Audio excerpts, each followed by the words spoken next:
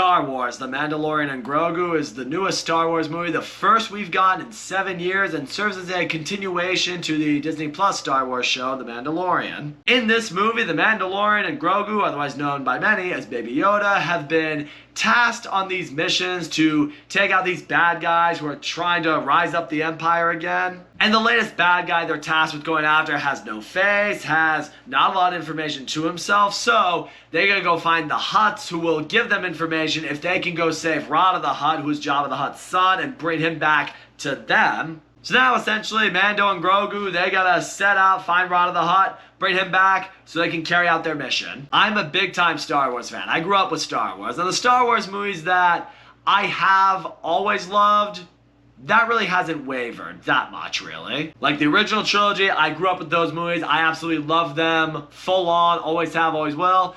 And even the prequels, I've come around a bit more towards them. I've appreciated them more as a story as of late. However, since Disney has gotten a hold of Star Wars, well, safe to say a lot of what they've given us hasn't been, well, mind-blowing. In fact, a lot of what they've given us has polarized fans, to say the very least. One thing they did pull off very well, though, was the show The Mandalorian. Those first 2 seasons of The Mandalorian, I actually thought were fantastic. I thought the way season 2 ended felt like the perfect ending to The Mandalorian and Grogu's story. I thought, okay, we can stop there. Maybe we see The Mandalorian or Grogu in their own, shows, or make an appearance in other, Star Wars media, whatever. But I thought their story was done. But because, people like The Mandalorian show, and namely because Grogu is as cute as he is and sells as much as he does, yeah, they made a season 3 of Mandalorian, and now we have this movie. The first Star Wars movie in 7 years, and they just felt, you know what?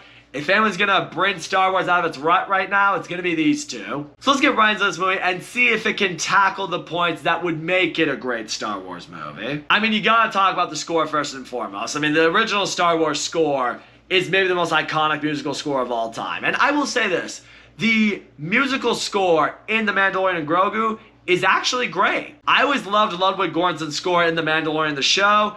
It's back in here, and what I love about it is it has its own unique flair while still feeling like Star Wars. Like, he's not trying to rip off John Williams' score or anything like that, but what he does with the music here, it doesn't just feel like he's just pulling out of The Mandalorian the show. It definitely has, the theme from that in there, but it also has a little bit more going for it as well that still made it feel like Star Wars, and I appreciated that. And how is the action in this movie? I will say this much. The opening, I want to say 15 minutes of this movie was actually a lot of fun. Amanda walks in just killing all these stormtroopers like an absolute boss, launches flamethrower, firing at them without looking. There's one thing in particular, he's just going down this tunnel, it's one continuous shot, he's just taking them out one by one. It was undeniably pretty sick. As far as other action in this movie goes, it does just kind of feel a little bit over the top CGI and honestly gets pretty illogic at times. Like, there's some moments where Mando and Grogu and maybe some other characters are taking on something that maybe they have no really business taking on, or maybe something they shouldn't really be handling the way they're handling it.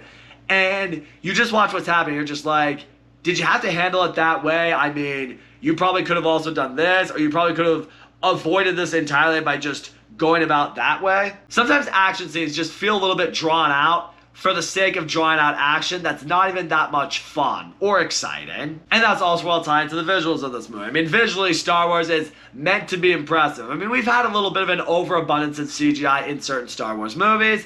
And I will say this, some CGI is very overly abundant here. Going back to the action sequences, there are moments where the visuals are very jarring, where it's very plainly CGI, like, it's just a little too obvious. Star Wars is a very visual effects reliant franchise, so if you're gonna have certain special effects and certain visuals, you gotta make sure they're cleaned up, and they're not always here. Moments that are moments of scenery that were actually touched upon actually looked really impressive. And the sad part is when I saw the moments that actually were visually very nice to look at, I was sitting there and be like, oh man, if they just cleaned it up everywhere, visually this movie would be striking. But when I see moments where something's very green screen, or something's very visually just out of place, or something's just blatantly obviously not real, that's when you sit there, it's like, you're Disney. Where is your money going to? I think that mostly touches on the technical aspect of this movie. Let's delve into the characters themselves because that's the big driving force of this movie. So Pedro Pascal as Din Djarin, the Mandalorian. I always thought he was great in this role in the show. I thought he took it very seriously. But I gotta be honest with you guys, watching him in this movie, you gotta wonder how much he's still really into it. Oh yeah, the Mandalorian always had a little bit of a bland, stoic, cold persona to him, but in the show, that works. It's what made him badass. In the movie, though, and maybe it's just because, you know, the show or the character has been drawn out in the forefront a little too long, now it just feels kind of stale. It feels a little boring, and as a result, you look at Pedro Pascal and you wonder, does he really want to still be here? I mean, granted, this is the character that made him a superstar. Prior to The Mandalorian, none of us knew who Pedro Pascal was. And now, ever since then, he's in literally everything. So maybe he feels obligated to Lucasfilm because they gave him his big break and he's got to keep coming back to play this character. But he doesn't seem very enthused to be doing that. And yeah, Grogu's in this movie. And listen, is Grogu cute? Yes. Does he have some silly moments here and there that maybe bring some chuckles? Sure, maybe. But Grogu is specifically here to get kids into the seat, to get girls to come to the movies that aren't Star Wars fans, to sell tickets because he's just cute. But that's not enough for me. Grogu's cuteness is not enough to sell the movie to me. And the thing is, the thing that I don't like with Grogu and Mando's dynamic in this movie is I never felt like at any point these characters ever developed. They're on an adventure together, they have the little father-son dynamic banter between each other. It's something we have seen throughout the Mandalorian show. It's like nothing really goes on with either of them here that's any different from what we've already seen. Neither of them learn anything special. Neither of them discover something new about themselves. Like you would hope in this one, when Grogu uses the Force, maybe he's gotten better at it. Maybe he's becoming more of a Jedi or something like that, but not really. I mean, hell, there are moments in this movie where Grogu can clearly use the Force, and there are moments where he could use it to get them out of a jam, and just doesn't. It's like you watch this, I'm like, I thought we reached a point where he had more control of the ability to use the Force. And now in the movie, he only does when he absolutely has to.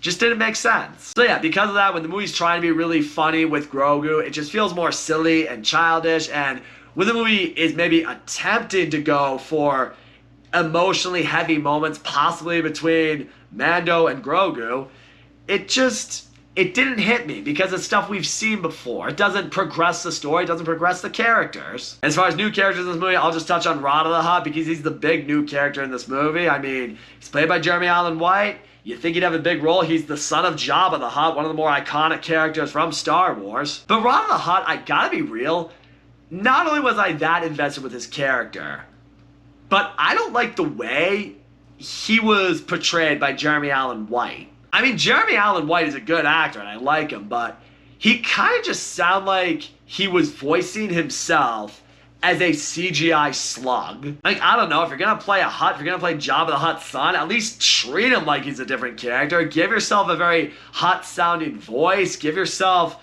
something, you know, that's unique about his character. Show your range a little bit. I didn't see that here. Rada the Hutt could have literally been played by anybody. And that's a bummer when you have someone as good as Jeremy Allen White playing him. And even in Rada's storyline, I mean, he's a gladiator. He's being used for sport. He likes it because he's loved by the people. You know, he doesn't want to go to his father's life of being a gangster. Like, that sounds admirable and all. And if the movie executed it better, maybe you'd see more of what Rada is capable of doing on his own through his own journey, but the movie never really establishes that. Like, he doesn't really exhibit any kind of quality that would make you excited to see his character again. He just feels like the next step in the mission. And that's really the problem with the story of this movie. The story is just, it's not fun, the adventure's not engaging, it's kind of long, drawn out, and frankly, it's not fun. This ultimately really does feel like a season of The Mandalorian condensed into a movie. I mean, there are certain points, you could see it here and there, where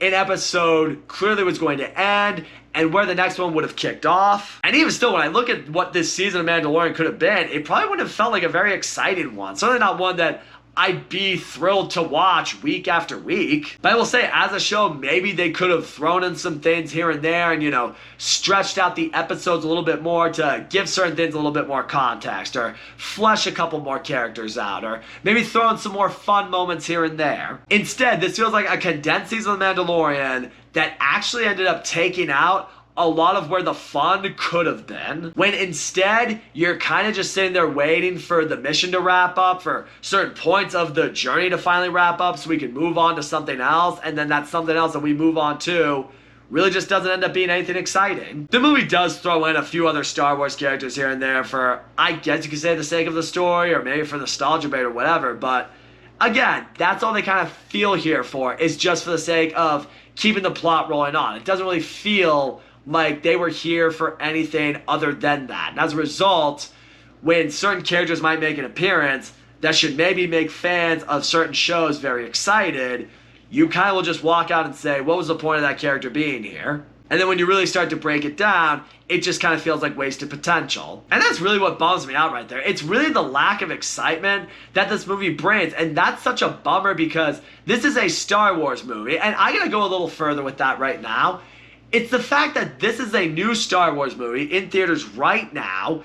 It's the first one we've got in 7 years.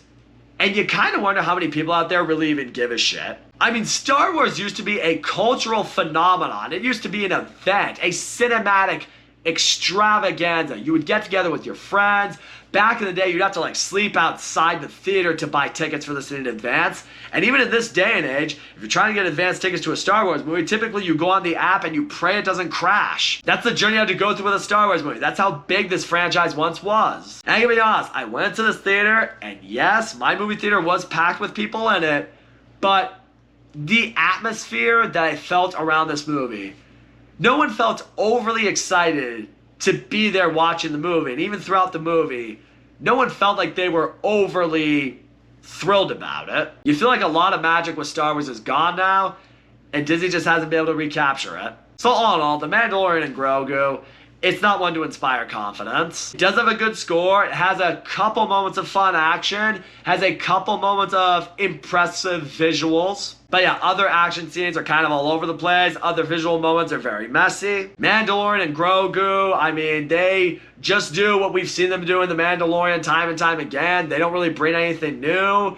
Nothing really fresh or exciting or fun. Their characters don't develop whatsoever. Where they are at the beginning of the movie, exactly where they are at the end of the movie. Ron the Hutt could have been a fun, interesting new character, but I didn't care about him whatsoever. There's no thrill or enjoyment in the adventure, and I was waiting for it to finally hit me a type of way, and it just never did. In the end, The Mandalorian and Grogu kind of feels like a Star Wars movie for kids. And I guess I could say that right now. I guess if you have really young kids and you want to get them into Star Wars, then I guess this is a safe movie you could introduce them to. But at the same time, Star Wars movies at their core are family movies. I mean, I was introduced to Star Wars when I was 7 by my dad. I mean, he and I would watch the original trilogy together. And I mean, hell, even my mom and my sisters got into it at different points in time. So it's not like you can't introduce your little kid to classic Star Wars movies, the kind that you know and love. At that point, you might as well just do that and just forget about this movie entirely. Because I don't see this being a Star Wars movie many of us are going to be talking about. At least not for the good reasons. I'm going to give The Mandalorian and Grogu a 4 out of 10, which makes it background noise at best. That's all I gotta say, guys. Thank you so much for watching my video, and as always, don't forget to comment, like, subscribe, and I will see you all next time.